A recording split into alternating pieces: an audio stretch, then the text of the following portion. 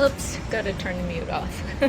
Hi, I'm Kelli McGowan, and I'm just gonna do a little update. And I was just thinking about, all the changes over all the years since 2012 to 2014 was when I was getting diagnosed and getting second and third opinions and being studied at UCSF and told that I, had very short time, most heinous disease known to man, and got sent to palliative care and chronic care conditions and be told to pack my bags, be ready to go. So I have packed my bags and I am ready to meet my maker anytime. And I practice that all the time because we all are here for a very short time and you should be prepared.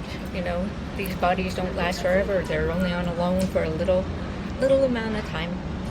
And some longer, some quicker, some shorter, but we all have a purpose and a destiny, and it's just as neutral as the expiration date on a carton of milk. Like it just is. So I never expected to do any sort of healing, but when the doctors were telling me all this limited belief system in the background, I was just like, maybe so, maybe not. Like, we'll see. I live from a different paradigm. And I haven't been as programmed as a lot of people because I quit watching TV when I was young, but you can reprogram yourself anytime. And, there's just a lot of amazing medicine. And I happen to have somebody come to me and say, please try this, I'll do a documentary on you. And I thought, this is crazy, I'm not even going to be alive then. But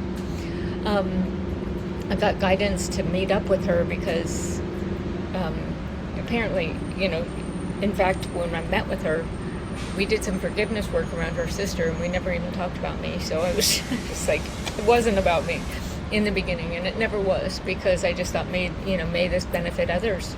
Like, my intention and my purpose right when I got diagnosed is, may this be for the highest good and may it benefit others. And c'est la vie, like, such is life. Like, let me be happy now. Like, this is the moment now to be happy. And I remember thinking, if things progressed tomorrow and I was miserable thinking it should be something different today, then I missed all of the goodies that I could have had today. So every day is precious, and that's just the way to hold the container.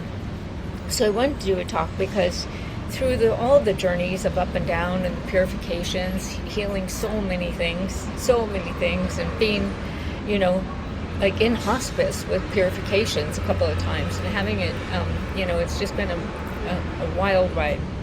And now here we are, we're in 2026, and I've outlived my mom's death date. I've way outlived my death dates. And, I just keep healing. And every time we do another course with my teachers, I just say, oh, this is the best one yet. And I can truly say this is the best one yet, although they've all been really great, and I just love them. So what can I say? I have completely changed my characteristics as a person. I've completely changed my habits and patterns. I've really, really, really I've learned a lot of the causes of my situation and cleaned up a lot of the subconscious layers throughout the many, many years that I've been doing this. But this is zhineng qigong, real wisdom and ability to be your own doctor, change your destiny, and be a real healer. And, the patterns and characteristics since I was a very young person really got exposed through this last course, and things always get exposed through all the courses as you're going along. And I could just say that I got in the car with my granddaughter. We went to church on the weekend, and she, I guess, told my daughter 3 or 4 times, Nana looks so good. So what the changes that I've made have, are notable to my granddaughter. And she's 18 going off to college. Like, the last thing she needs to be doing is praising her grandma for the way she looks. But that was the outcome. And my daughter said, you're calmer and your eyes look better. And so I can summarize it by saying that, I want to say a couple of things. So what I was complaining about, and I don't want to say complaining because I don't complain. In fact, most people in my class had never even heard about a bunch of things that I have going on. And one of those is this Sorgen's disease. I know a lot of people with motor neuron, ALS, those kind of disorders, they get too much saliva or too dry. And I've been the person who I never even paid attention to the diagnosis, Sorgens. I haven't even really brought it up or said it to anyone in, 12 years. Whenever I got diagnosed with it, it was like a mute point compared to everything else that I was going through. But the dryness, it shows up on my hand. It's dry in the eyes and the mouth and the throat and everything. So I've learned that if you have a movement disorder, or you have mobility issues, or you have physical ailments, even arthritis and things like that, that the qi can't get to your tendons and your sinews. I don't know if I say it right, but that's a Chinese medicine terminology where the qi can get into your tendons and your connective tissues and your bones and things like that. And so in this course, we've learned that, in order to get the qi, so first you always want to have abundant lower dantian qi and abundant kidney qi. Kidneys are always the foundation of life. And then you want your liver to be really calm. You want your liver, overthinking and over-consuming, to be really calm. And in fact, I was volunteering 2 classes a day for a long, long time, under the idea that I need to do 3 hours a day of classes. And I don't need to do that anymore. So I was doing this for everyone else. And it was a lot. It was a lot. And suddenly I got guidance, don't do that anymore. Once a week is fine. So this is a huge characteristic change. And I also gave up coffee, which I never thought I would, but the Qi field has been so supportive and so helpful. And I've had so much fun learning about how to nourish the spleen, because if the spleen is abundant, then all your hormones can go in the right direction and balance the fluids, the yin and yang, and nourish you so that you can digest your food, break your food down, and then the qi can come up to the lungs and the heart and push the qi all the way down through the meridians and through the tendons, joints, whatever.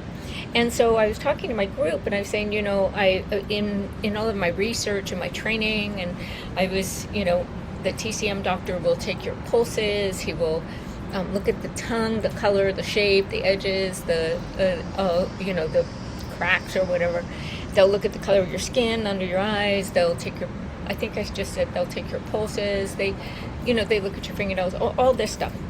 And so if your spleen is nourished enough, then the qi can actually get down to your fingernails. And I was telling my group that I had these ridges on my nails, and a couple of the people in the group were like, oh my God, I have them too. It's so scary. And I was like, this is the core of qigong. Your reactive mode and your reference framework. I said, it's not scary. This is good information. This is your body telling you need qi down to your fingernails. Like, your body doesn't lie. It's your best friend. It's trying to tell you.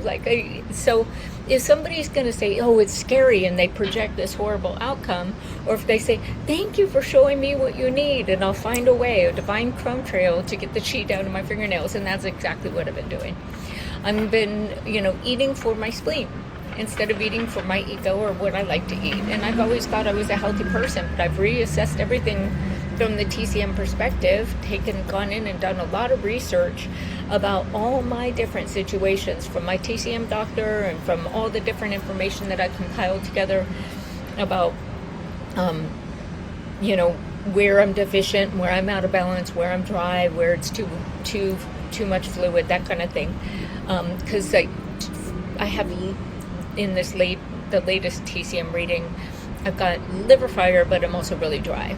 And then, but you don't want to get too moist, because then that triggers other things. So anyway, I've just been having so much fun eating for balance and eating for harmony and eating for my spleen.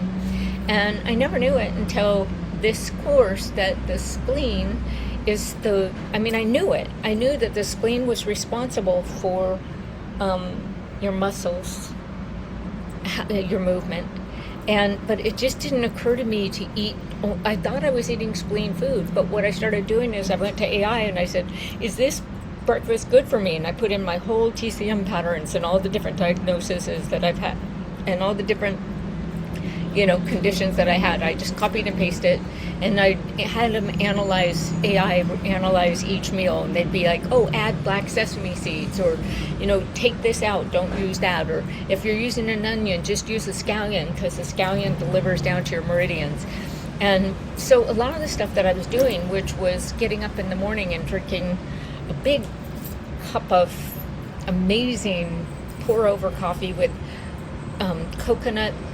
organic coconut creamer and stevia, and I couldn't wait to get up in the morning. I used to get up at 3 o'clock in the morning and couldn't wait to have my coffee and go. I had no idea that I was just thriving on this false energy from the coffee. And then I would have a matcha later, and I didn't realize that that's drying. And so matcha's great for most people, but when you're dry until you get imbalance, that's not the thing to be drinking. And I just, long time ago, read the health benefits of matcha and said, this is good for me. And coffee, they say, is good for you if you have brain thing. So I was like, this is good for me.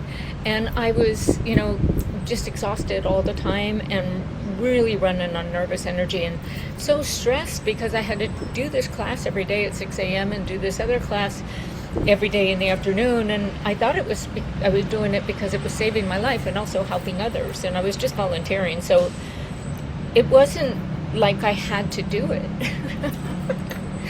But in my mind, I had to do it. And so I was always stressed. And I'm noticing, I don't know how long it's been since I quit doing the enormous amount of classes every day, volunteering. It's been a few weeks maybe, and I just realized I can kind of relax as I'm going throughout my day, and I have slow mornings and slow days, and I just can't tell you the difference that I feel already. And my tongue is improving according to the appearance and the color, and I'm just having such a good time, once again, going so much deeper. How many places can you go to? Because I was showing all this stuff on my blood work about my pancreatic enzymes, amylase, I don't know if I say it right, amylase, and lipase. Anyway, those were having challenges, and that's indicative of your pancreas. And naturally, my sister had pancreatitis, my uncle had pancreatitis, and my niece has pancreatitis. And so, when I saw those numbers going off, I didn't really know that there was anything more that I could do. I was eating this spleen food off the list until I decided, I got guidance. I always get guidance. I got guidance to just plug in my daily diet with the TCM patterns, my patterns, my situation currently now, and then have them assess every meal that I do for a while. And I ended up adding a lot of really fun things that I just love. And I thought they were weird, but jujubes and longhang fruit and pure coccyx mushrooms, and I might be saying all of this wrong, but a lot of different things, a lot of different herbs, and it's taken a lot of prep and a lot of cooking and changing everything and eating everything with all these bright colors, lots of beets and slow cooked stews. And I also learned about, I might not say it right, but pura tea, because Grok told me, or Gemini AI or whatever AI, Brave, told me that I couldn't have my coffee and my matcha, so I was getting up and eating breakfast first thing in the morning so that I could get my tea as soon as possible. I had to wait a half hour for that, and it was horrible. And then I just learned that you can get this pura tea, and that's really good for your spleen on an empty stomach in the morning. I could not be happier. It's been a couple of weeks since I've had any coffee, and it's been a couple of weeks until this morning until I have my pura tea first thing in the morning, and it's so nice to not have to eat a meal at 6 a.m.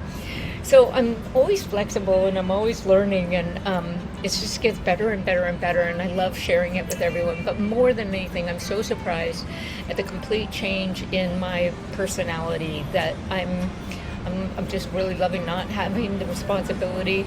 I've been overly responsible since I was a little kid, and I love just taking things real slow and not having so much pressure on myself. And it's funny because I'm the one that was putting all the pressure on me, and it's because in the back of my mind I thought I have to do this every day to survive, but I don't now. I'm good, I'm even, and I can demonstrate healing by just changing my habits and patterns and really, really getting down to the foundation. Because I was feeling like I was being choked from the inside out, and I was feeling so much pain and so much pressure. I was being woke up with my tendons, burning rods going down my arms, several times a night until a couple weeks ago, when I stopped doing all the volunteering and radically changed my personality about my pursuits, and then changed the way I eat everything. So I just wanted to do a little check-in and,